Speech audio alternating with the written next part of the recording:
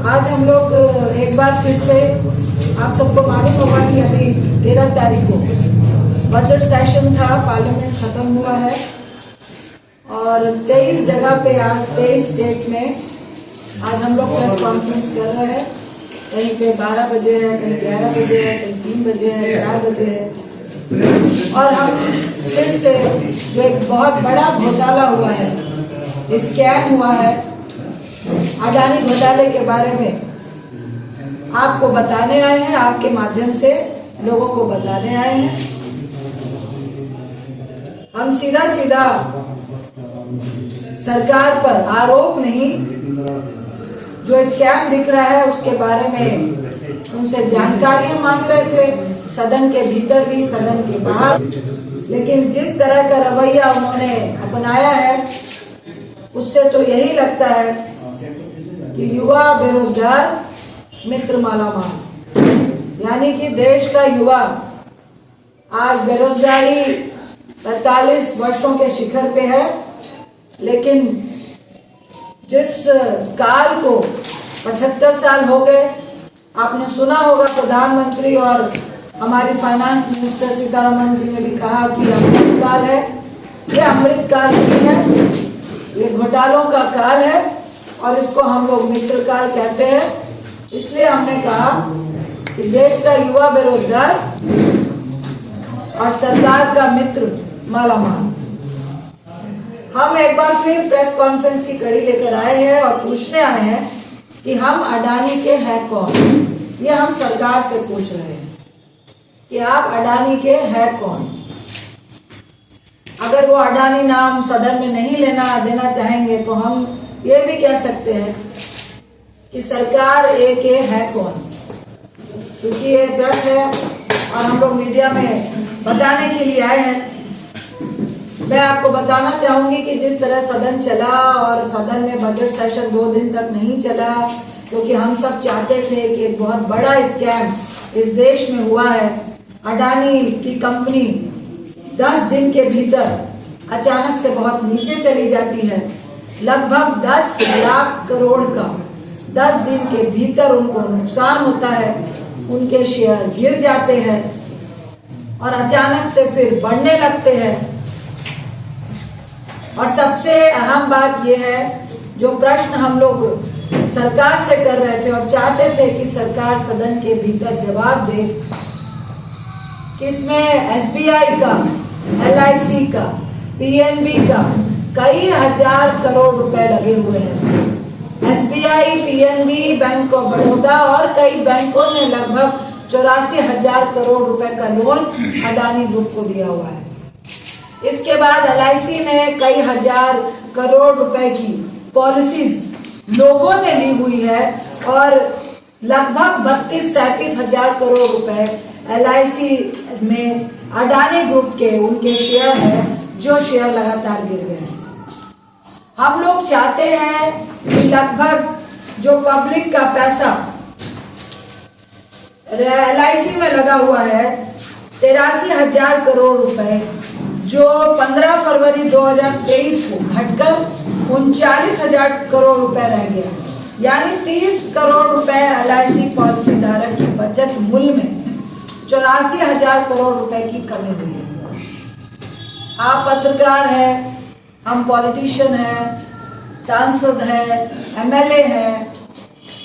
जो middle class होता है, लोअर क्लास होता है, गांव का व्यक्ति होता है, हम सब अधिकतर लोग LIC में पॉलिसी लेते हैं। और आज LIC की पॉलिसी हमारा पैसा खून पसीने की कमाई करके लोग गाढ़ी कमाई का 1 रुपया पॉलिसी में जमा करता है कि कल बेटी की शादी करनी है, बेटी को नौकरी लगवानी है, किसी की दुकान खोलनी है, तो उसके लिए हम पॉलिसी में पैसा जमा करते हैं। लोग अपनी रिटायरमेंट के लिए पैसा जमा करते हैं। तो क्या इस लोकतंत्र में विपक्ष का राइट नहीं है कि सरकार से पूछे कि भाई क्या हमारी LIC सुरक्षित है कि नहीं?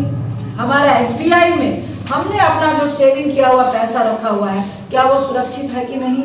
PNB में पैसा सुरक्षित है कि नहीं? बैंक ऑफ बड़ौदा में पैसा सुरक्षित है कि नहीं? तमाम बैंकों में जो पैसे हमारे पड़े हैं वो क्या सुरक्षित है कि नहीं?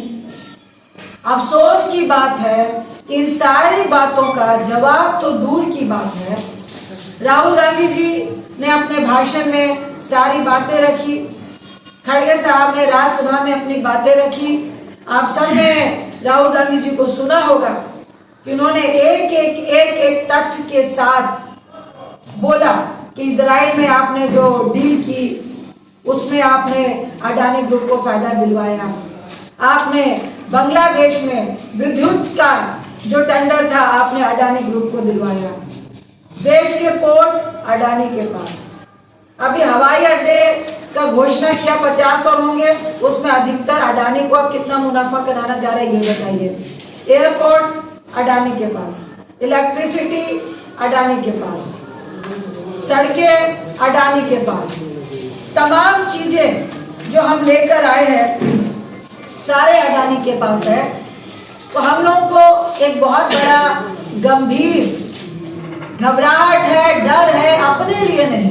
विपक्ष का जो काम है, हम राजनीतिक व्यक्ति हैं और हमारे देश में लोकतंत्र है, हम लोगों के पैसे का हिसाब रूलिंग पार्टी से मांग रहे हैं। आज जिस तरह उन्होंने सदन में किया, राहुल गांधी जी ने एक तथ्य के साथ ये बताया कि पहले जब प्रधानमंत्री मोदी साहब मुख्यमंत्री थे तो वो अडानी के प्लेन में बैठते थे। अब प्रधानमंत्री मोदी साहब प्रधानमंत्री है, अडानी जी उनके प्लेन में बैठते हैं और साथ साथ में जाके डील करते हैं, जिसमें आपको मालूम होगा HAL की डील हुई थी, राफेल की डील हुई थी।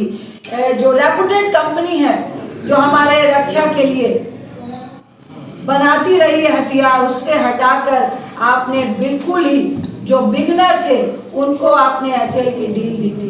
इन सब बातों का जवाब जब राहुल गांधी जी पार्लियामेंट में मांग रहे थे तो जवाब तो नहीं मिला।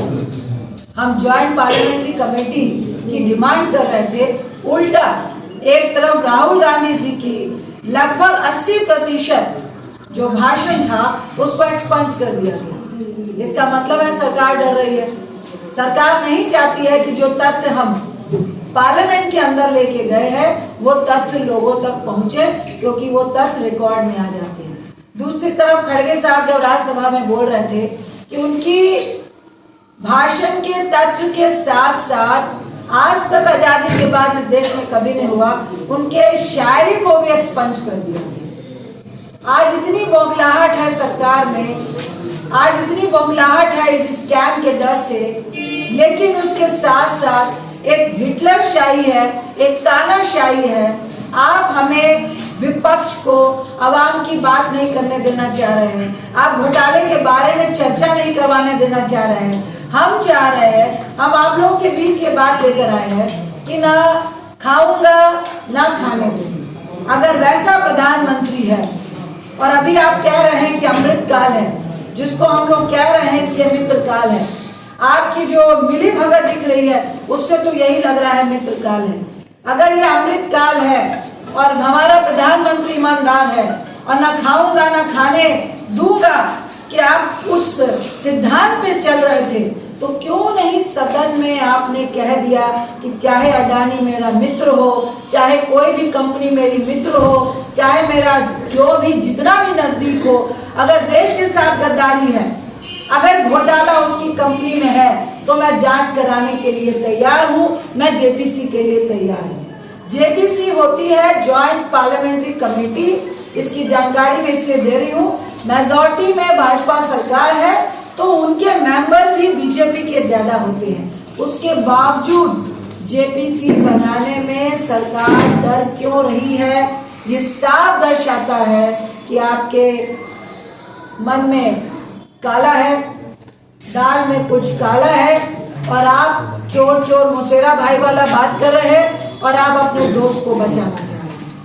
हम चाहते हैं सिर्फ इतना, हमारे बैंकों का पैसा, हमारे लोगों का पैसा सुरक्षित हो, हमारी LIC सुरक्षित हो, हमारे तमाम लोगों का गाड़ी कमाई सुरक्षित हो। इसके लिए हम चाहते हैं कि ज्वाइंट पार्लियामेंट्री कमेटी हो। हम 2-3 तथ्य आपके बीच में देना चाहते हैं कि अजीब डिक्टेटरशिप चल रही है। एक तरफ आपको मालूम होगा कि कहीं पे 100 या 50 करोड़ की बात होती है, वो बात भी नहीं होती है। यदि आप विपक्ष में है, भाजपा की नीतियों का विरोध कर रहे हैं, तो आपके यहाँ पे ईडी, सीबीआई, आईटी सब कुछ। लेकिन आश्चर्य की बात है, यहाँ 10 लाख करोड़ का घाटा हुआ है, कई हजार करोड़ रुपए बैंक और पॉलिसी के घाटा हो रहे हैं, लेकिन यहाँ पे ना ईडी, ना सीबीआई, ना आईटी, इवन सेबी भी चुप है, जिसका काम है कि ऐसी कंपनियों से जवाब मांगना कि आखिर धड़ाधड़ आपके जो शेयर गिर रहे हैं, इससे जो बैंकों का लोन है, जो आपका LIC में शेयर है, उससे पॉलिसी धारक को खतरा है कि नहीं है, ये स्पष्टीकरण मांगा जाता है। एक तरफ वो स्पष्टीकरण नहीं दे रहे हैं और दूसरी तरफ आप सबको मालूम होगा कि जब अडानी की कंपनी पे रेड पड़नी चाहिए, उनकी जांच होनी चाहिए, तो दूसरी तरफ BBC पे आप सर्वे करा रहे हैं, दूसरी तरफ आप BBC पे रेड डलवा रहे हैं। ये किस तरह का हम लोगों का लोकतंत्र चल रहा है?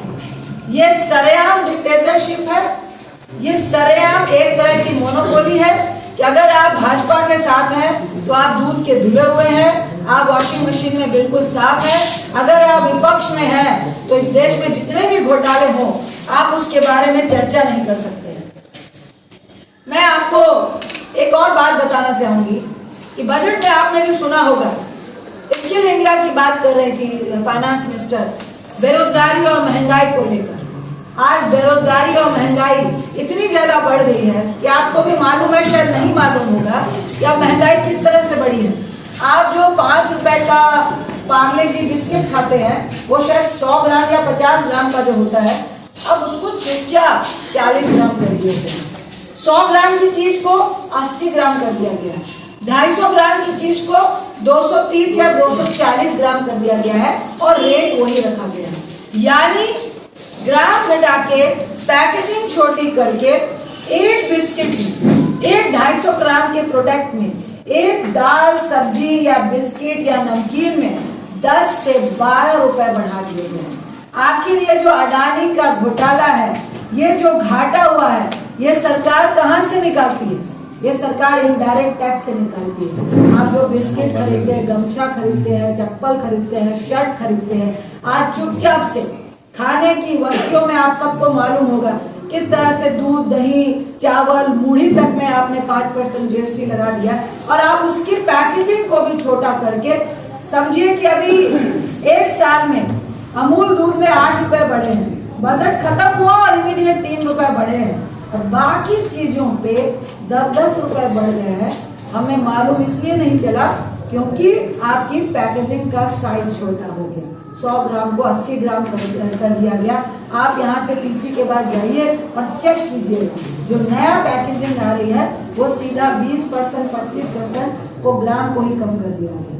मैं आपको एक बात और हम लोग कहने आए हैं कि एक तरफ लाखों करोड़ों का घोटाला अडानी समूह कर रहा है और लगातार उसका सरकार फेवर ले रही है और ना ही उस पर जांच बैठा रही है। दूसरी तरफ फिर आप अगर युवा रोजगार की बात करता है तो आप फिर से लेकर आए हैं कि हम स्किल इंडिया की बात करेंगे, हम युवाओं को स्किल करेंगे ताकि उनको काम मिल जाए। तो हम लोग कहने आए हैं, हम लोग राय देने आए हैं आपके माध्यम से सरकार को कि अडानी स्किल इंडिया अब शुरू होना चाहिए। अडानी स्किल इंडिया शुरू होगा तो जैसे आप सबको मालूम होगा कि मोदी जी के आने से पहले उनकी वर्ल्ड में जो रैंक थी 609 नंबर और विद इन 8-9 साल में उनकी रैंक विश्व में 2 नंबर पे पहुंची। तो हम चाहते हैं, हम नहीं कह रहे कि कैसे पहुंची, वो तो अगर स्कैम की जांच होगी तब पता चलेगा। हम सरकार से विनती कर रहे हैं, आग्रह कर रहे हैं, हमारे देश में इतनी बेरोजगारी है तो अडानी स्किल इंडिया शुरू कीजिए और कम से कम युवाओं को, आपके 1000 करोड़ नहीं चाहिए, सिर्फ अडानी जी के माध्यम से ये बता दीजिए युवाओं को कि 100 रुपए को विद इन 8-9 साल में 1 करोड़ कैसे बनाना है। अगर ये स्किल अडानी से दे देंगे तो हमारे देश में कोई युवा बेरोजगार नहीं होगा। तो निश्चित तौर से जिस तरह भाजपा ने अपने मित्र का साथ दिया है, मित्र को 609 नंबर से वर्ल्ड के दूसरे नंबर का अमीर आदमी घोषित किया है, तो क्यों नहीं हमारे युवाओं को, देश के युवाओं को अमीर करने का काम करते हैं। यही बात हम लोग आपके बीच में आज लेकर आए हैं। ये 15 लाख रुपए आपके पॉकेट में देने वाले थे, लेकिन स्विस बैंक की रिपोर्ट है कि 2021 में स्विस बैंकों में जमा भारतीयों की व्यक्तियों और कंपनियों का जो पैसा है वो 14 वर्षों के उच्चतम स्तर पे 3.83 बिलियन स्विस बैंक में पैसा पहुंच गया। यही मोदी जी कह रहे थे कि मैं आऊंगा तो काला धन जो एनपीए है, जो अडानी जैसे घोटाले हैं, इन एनपीए की बात की थी, जिसके एवज में इन्होंने नोटबंदी की थी। अब स्विस बैंक कह रहा है कि वो पैसा अब 4 गुना हो गया है। ये हम तक आपके बीच में लेकर आए हैं। इसके साथ ही जो तथ्य हैं अडानी समूह के, वो हम लोग आपको एक प्रेस विज्ञप्ति भी ले रहे हैं, जिसमें टोटल एनर्जी इसराइल में किस तरह से डील हुई, बांग्लादेश में किस तरह से डील हुई। और एक बात, जब हम जेपीसी की मांग करते हैं तो वो जेपीसी की मांग मना करते हैं और कहते हैं आपने नहीं किया। तो अब एग्जाम्पल दे रहे हैं कि 1992 में हर्षद मेहता एकदम से शेयर बढ़े थे, तो इस मामले की जांच के लिए जेपीसी की डिमांड हुई थी और हम लोगों ने 2001 में जेपीसी 1992 में हर्षद मेहता के लिए भी जेपीसी बनाई थी और 2001 में केतन पारेख के मामले में भी जेपीसी बनी थी।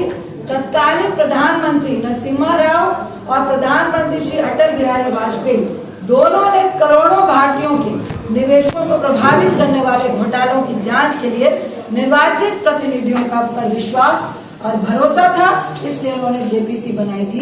तो क्या मोदी जी को जेपीसी पर अपने सांसदों पे भी भरोसा नहीं है? क्या उससे ज्यादा भरोसा उनको अपने मित्र अडानी पे है? क्या उनको ये भरोसा नहीं है कि उनके ही सांसद, उनकी ही ज्वाइंट पार्लियामेंट्री कमेटी उनके मित्र के घोटाले को सामने लाके रख देगी? एक बात और मैं जोड़ना चाहती हूँ, आप लोग को याद होगा मुंद्रा पोर्ट जो गुजरात में है, जो अडानी ग्रुप के पास है, सबसे ज्यादा ड्रग की स्मगलिंग वहीं से होती है। लगभग 20,000 करोड़, कभी 500 करोड़, कभी 350 करोड़ के ड्रग्स वहां से हमारे इंडिया में पहुंच रहा है। और अब ये जानकारी मिली है कि पहले हमारे देश में कई लाख युवा, कई लाख लोग ड्रग एडिक्ट थे, पर इस मुंद्रा पोर्ट से जो ड्रग्स आ रही है उसके बाद हमारे देश में कुछ वर्षों में करोड़ों में ड्रग एडिक्ट आ चुके हैं और वो ड्रग्स के आदी हो चुके हैं। और ये पोर्ट किसका है? अडानी का है। तो हम लोग सिर्फ और सिर्फ आपके माध्यम से सरकार से सवाल पूछ रहे हैं, जेपीसी क्यों नहीं बन रही है? अडानी के घोटाले पे सेबी बात क्यों नहीं कर रही है? इनके घोटालों पे ईडी चुप क्यों है? आईटी चुप क्यों है? आखिर हमारे प्रधानमंत्री इस इतने बड़े स्कैम पर कब बात करेंगे? कब ज्वाइंट पार्लियामेंट्री कमेटी बनाएंगे? और कब ये कहेंगे कि ना खाऊंगा ना खाने दूंगा के एवज पे चाहे कोई भी हो, हम दूध का दूध पानी का पानी करेंगे? एक तरफ आप ईमानदारी नहीं दिखा रहे हैं, दूसरी तरफ जब विपक्ष सवाल पूछ रहा है तो राहुल गांधी जी पर आप प्रिविलेज मोशन लेकर आ रहे हैं, डराने की कोशिश की जा रही है। तीसरी तरफ जब बीबीसी आपके बारे में बता रही है तो उसमें रेड डाली जा रही है। तो हम आपके माध्यम से ये कहना चाहते हैं, विपक्ष डर नहीं रहा है और ना ही डरेगा जब तक आप घोटालों के बारे में जांच नहीं कराएंगे और जब तक इन घोटालों के बारे में हम लोग एक एक गांव के, रूरल के एक एक व्यक्ति को इसकी जानकारी नहीं दे देंगे, तब तक कांग्रेस चुप नहीं बैठेगी। इतना ही कहकर आप सबका बहुत बहुत धन्यवाद।